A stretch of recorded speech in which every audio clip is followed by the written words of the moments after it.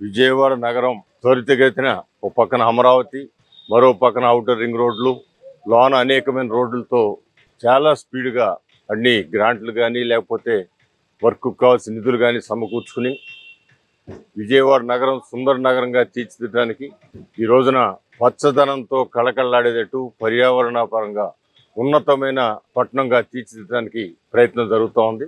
ఆ విధానంలోనే రోడ్లన్నీ కూడా ఏర్పాటు చేసుకోవడం జరిగింది. ఈ రోజున విజయవాడలో ఎక్కడన్నా కానీ 35 కోట్ల రూపాయల రోడ్లు ఒక తూర్పు నియోజకవర్గంలోనే శాంక్షన్ చేసుకునే పరిస్థితి ఉంది. ఇప్పటి వరకు కూడా కొన్ని 10 కోట్ల రూపాయలు కూడా శాంక్షన్ చేసే వర్క్లన్నీ కూడా స్పీడ్గా నడుస్తున్నాయి. నారా చంద్రబాబు నాయుడు గారు విజయవాడ నగరానికి ఇచ్చిన ప్రాముఖ్యత, విడిపోయిన ఆంధ్ర రాష్ట్రంలో ఆ రోజున మొట్టమొదటిగా విడిపోయిన రాష్ట్రానికి ఆంధ్ర రాష్ట్రానికి ముఖ్యమంత్రి అయిన సందర్భంలో 2014లో మొట్టమొదటిగా సభలో ఆయన అనౌన్స్ చేసిన విజయవాడ నగరం మన నూతన ఆంధ్ర రాష్ట్రానికి రాజధాని నగరం. అందుకే దాన్ని అమరావతి నగరంగా గుంటూరు విజయవాడ మధ్యలో రైతుల యొక్క సహకారంతో వాళ్ళ యొక్క ఉన్నతమైన మనస్సు ఇచ్చిన 33,000 ఎకరాల్లో ఈ నిర్మాణాలు మొదలుపెట్టి దానికి గత పాలనలో జగన్మోహన్ రెడ్డి గారి పాలన 5 సంవత్సరాలు గ్రహణం పట్టిన దానికి ఆ గ్రహణం ప్రజలే తొలగించారు.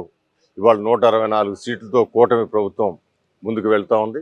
ఇవాళ అమరావతి నగరంలో సుమారు 30,000 కోట్ల రూపాయలతో ఈ రోజున కేబినెట్ ఆమోదం పొందబోతాం. గతంలో ఎప్పుడు పోయినసారి 2014-19లో కేవలం 1,500 కోట్లు కేంద్ర ప్రభుత్వం ఇస్తే ఆ రోజున 10,000 కోట్లు చంద్రబాబు గారు రాష్ట్ర ప్రభుత్వం నుంచి ఖర్చు పెట్టి అనేకమైన నిర్మాణాలు చేపట్టారు. ఇవాళ 30,000 కోట్లు డైరెక్ట్గా కేంద్ర ప్రభుత్వం మనకి అవకాశం ఇచ్చింది. 30,000 కోట్లతో చాలా స్పీడ్గా త్వరితగతిన నిర్మాణాలు మొదలవబోతున్నాయి. కేవలం ఒక వారంలోపే ఆ నిర్మాణాలు మొదలవగానే ఒక కథలకు వచ్చి చుట్టుపక్కల అన్ని చోట్ల కూడా ఒక రకమైన రియల్ ఎస్టేట్ డెవలప్మెంట్ కానివ్వండి, లేకపోతే ప్రైవేటు వ్యక్తులు నిర్మాణాలు కానివ్వండి, ఇవన్నీ కూడా చురుకుగా ఈ అందరికీ భవన నిర్మాణ కార్మికులందరికీ ఉపాధి వచ్చే విధంగా, అదేవిధంగా చిన్న చిన్న కాంట్రాక్టులకి అవకాశాలు వచ్చే విధంగా మరలా మన ఆంధ్ర రాష్ట్రం స్వర్ణాంధ్ర రాష్ట్రంగా తీర్చిదిద్దడానికి అందరూ కూడా ప్రజలందరూ కూడా దాంట్లో భాగస్వాములై ముందుకు వెళ్ళబోతా ఉన్నారు.